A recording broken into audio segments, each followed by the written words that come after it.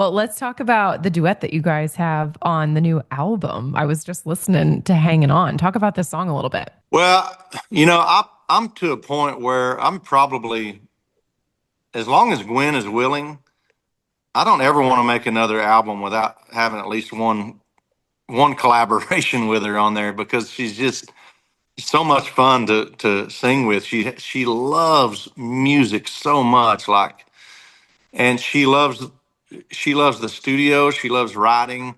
I think Gwen considers herself a writer first, and then an artist or singer after that. So we just have so much fun with music together. It's not anymore. It's not about, oh, we gotta find ourselves a duet because of this or that. It's one of the first things I think of when I hear a song that's a love song or something is, hey, I wonder if there's a way to make this a duet. But hanging on Definitely. it's a song that Charles Kelly actually sent over, and I was surprised because I thought, man, if I was Charles, I would save this one for Lady A. But screw that. I'm glad he sent it to us because I absolutely love the song. I love how much it pushes us as vocalists. It's not an easy song to sing by any stretch of the imagination. It's actually a pretty tough song vocally to get through, which is the thing I think that attracted Gwen and I to it is the challenge of it. Definitely. And I'm sure that Charles Kelly is out of his mind right now to have written a song that Gwen Stefani is singing. I'm sure he is too. I haven't had a chance to talk to him yet about it. So I don't think he knew when I took it who I was even going to record it with. I'm sure he assumed, but I haven't had a chance to talk to him about it yet. That's so funny. Well, let's talk about the current single, Texas, in the top 10 right now. This song has just been cruising. And when this hits number one, this would be number 30. Does that feel crazy to you to think about that? Yes, it feels absolutely insane. And I've been so excited and grateful to see the reception that it's gotten because, man, I hadn't even made an album in years. And I was kind of okay with that because I'd just kind of been in the grind with the voice and just my career over the last, now quarter century. Uh, and it wasn't until Post Malone called and asked if I would sing "Pour Me a Drink" with him for his record, and then it came out as a single, and then we made a video, and just being around him and his excitement for country music and how much he loves it, it truly did. I credit Post all the time for really. It was the wake up call I needed of to realize what am I doing. I get to be a country singer, and a handful of people in the world get to do what I do, and I need to get back in there and make another record, and so we recorded Texas along with some other things that I'd already had recorded, and Texas just felt like one of those once in a lifetime songs that you get that it's just when you hear it, for me anyway, it was impossible to get it out of my mind. I'd wake up in the middle of the night just singing my own song. Like normally if I make a record and by the time I get a mixed version of it, I'm so sick of it I never want to hear it again, when you work on something like that. And I just still sitting here right now. It's so much fun that song. I love the George Strait references in there and all my exes and it's just been a blast. It really has. It's so fun to see you so excited about it. And I feel like it really was the perfect storm of like Post coming along, you getting like some of your life back after The Voice and having more Yeah. time, like very serendipitous that happened that way. Well, when the Post thing happened and then anything that guy touches turns to gold. And so when that song went number one, somebody on my team, because I wasn't really keeping track, I knew that I'd had in the high 20s of number one songs. I wouldn't have been able to tell you if it was 27 or 26. I didn't know. And someone said that's your 29th number one song. And man, that was like, wait, what? That means if somehow, some way, we were lucky enough to ever have another number one, I would have 30, like 30. I was like, oh my God, it's time to start turning over rocks and looking, there's, we gotta try to get this. And I know that it's getting harder and harder. There has been probably three new generations of country superstars come along since I've started, and they're taking over, which is awesome, by the way, to see. But I also know that it's getting harder and harder for a guy like me to squeeze one in there. And so it was like, man, we got to find the craziest, most different thing we can find for me to try to swing for this. And so uh, Texas has just been a blessing in a lot of ways. And if we're able to get to 30, uh, I may lose my mind. I may just say that might be the thing that sends me over the edge. Totally. And another one of the songs that you recently put out that I think is having a really big impact on people is Let Him In Anyway. Talk about when you first heard this song.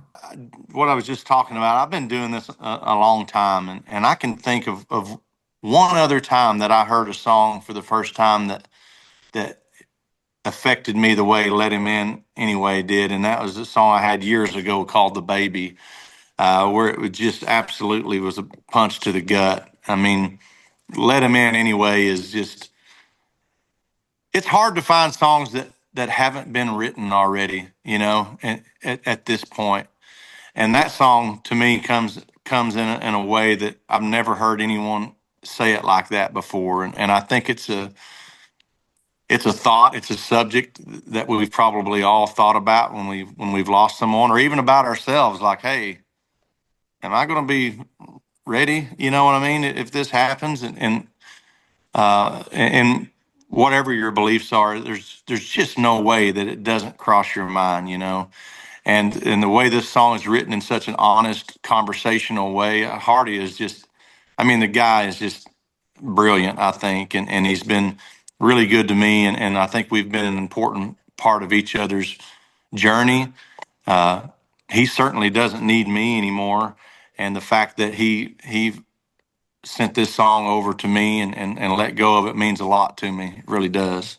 It's getting to the point where like you can almost hear a song and be like, oh, that's got Hardy written all over it before you Yeah, even. you're right. Yeah. You're right. He's very, very gifted. Talk about why you wanted to name the album for recreational use only.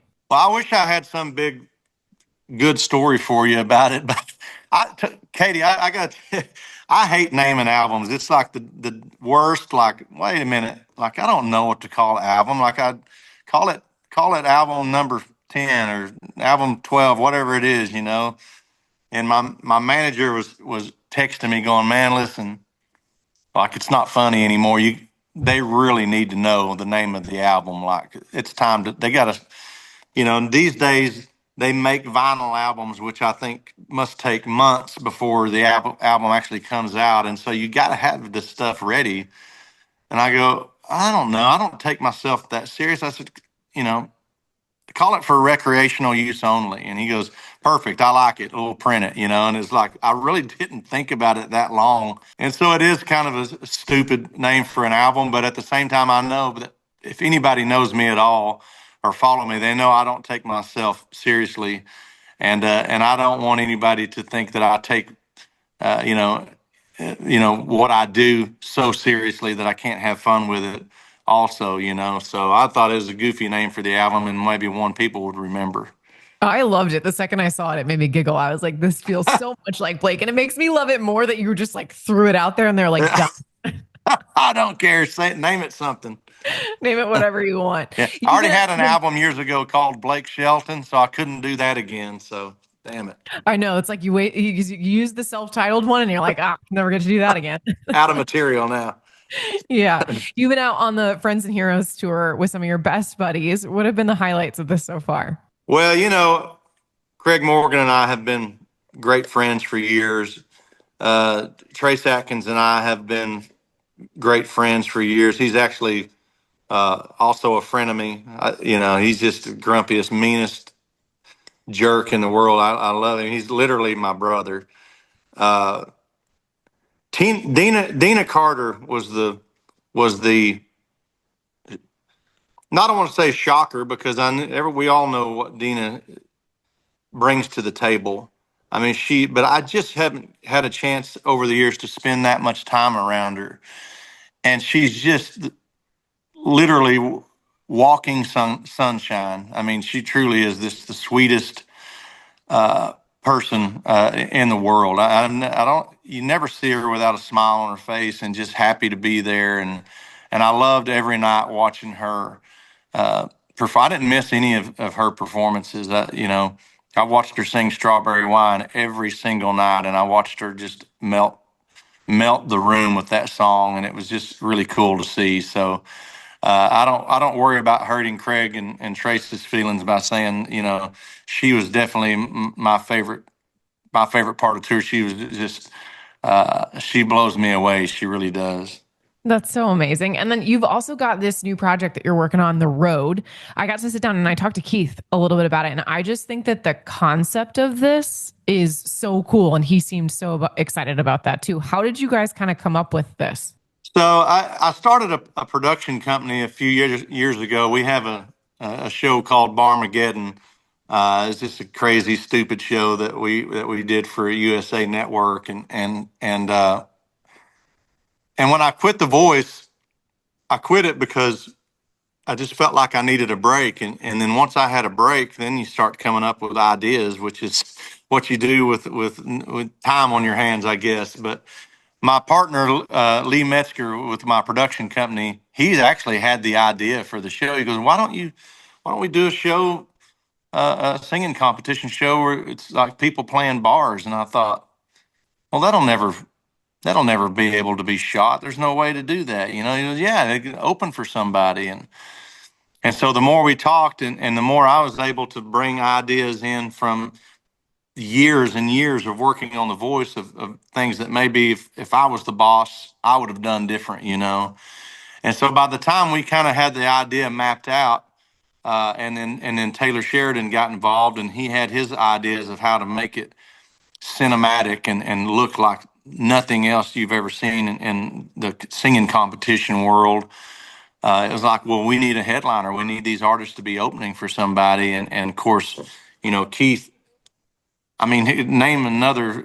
We only have one Keith Urban in our industry, and we're so lucky to have him. I mean, from a television standpoint, he did The Voice in Australia for a long time. He did American Idol, so he knows the television world. And then on the other side of it, I mean, he's Keith Urban. He's Keith Urban. Keith Urban. And so, yeah, that's all I'm going to say. And so when we threw him the idea, he jumped on it, and I was afraid that I was going to have to spend a lot of time trying to sell him on the idea, because it's scary to be an artist and jump into a reality competition thing. You know what I mean? Because you don't have to do that, and you're really putting yourself in a spot that if this thing doesn't work, you're attached to it. But he loved the idea because he, just like I did, he came up playing in bars and clubs and barbecues and coffee shops, wherever somebody would let him plug in and sing. That's the same thing I did. And as much as we both respect, and by the way, nothing may be harder than making it on a soundstage in Hollywood with millions of people watching you every night live with cameras and the pressure of that. I couldn't have made it that way. But at the same time, there's something to be said for making it the old-fashioned way too. And so we wanted to figure out a way to capture that and put it on TV. And so CBS bought into it, and we've already shot the entire season now. We shot the finale, and it's going to air in September, and couldn't be more excited about it. Yeah, I can't wait to see it. I think it's going to be great. Such an accurate representation of what it's like to cut your teeth as a musician. Yeah. It'll be so great. I got such a good laugh, and I don't know if you saw this. I'm assuming you did, but a few weeks ago, Luke Bryan posted that video about how he was at a gas station. Somebody thought he was you, and I died. Can you believe that? I mean, like, that's such an insult to me. Like, what a horrifying mistake to make. Like, if there's one person in the world I don't want to be mistaken for, it's Luke Bryan. I mean, what an idiot, moron, like, dumbass, and to be Oh my mistaken God. for Luke. I mean, that's a nightmare for me. He actually FaceTimed me and was texting me about it when it happened. He's like, man, I can't believe this just happened. I mean, that's not Luke making up something for social media. It really happened. And I was like, man, surely I think the guy must have mixed up our names. I don't really think he thought I was Luke. I just think he got Luke Bryan's name mixed up with my name, is what I think. Who knows? He just seemed Yeah. tickled to death though that it had happened. He's so stupid. I love him. I know he's so funny, and the two of you, this bit that you've had for years, like will never get old to me. But my last question for you, as we wrap up, I saw that both Kingston and Zuma have been getting some stage time Yeah, at in Oklahoma, which looks like that has to be so fun for you to do that with them. it is. And, it's gotten to the point, especially with Zuma, because Zuma is full on 150% into country music. And so, we can't come to Oklahoma now without him saying, hey, you think maybe I could go do a set down at O-Red? And it's like, yeah, man, I bet we could work it out for you. I mean, and the thing that I love about it is Zuma wants to walk in there with him and his guitar and nothing else. And for a 16-year-old kid to sit up there and play for an hour, uh, and he would go 2 hours. Trust me, if the next person wasn't waiting to sing, is that's hard. I couldn't have done that when I was 16. I probably knew my 5 or 6 songs I could play good on the guitar at that point and felt good about. But this guy is next level, and it's fun. I really think he's going to take this somewhere because he's a 16-year-old and he's got a lot of interest, but he's so into country music that I don't see any way around the fact that he's probably going to try to pursue it. That's so exciting Yeah. and so fun. And like, what a cool thing for you guys to be able to share. Blake, Yeah. thank you so much for the time. The album sounds amazing. So happy for Thank you. you. All the with Texas and appreciate the time. Thank you so much. Thank you. Good to see you, buddy.